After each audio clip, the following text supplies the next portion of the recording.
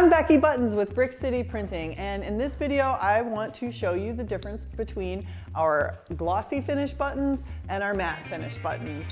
I also threw in our eco cotton buttons for comparison, but our two main types of finishes are glossy and matte.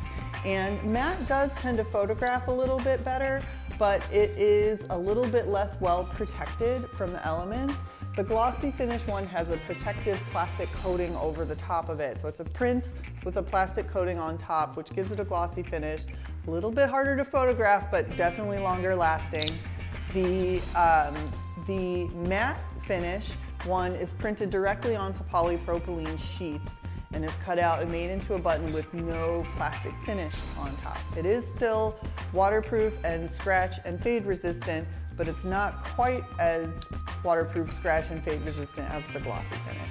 So those are our two main types of finishes that we have for buttons at Brick City Printing. And if you have any questions about how this will work with your graphic, please feel free to reach out.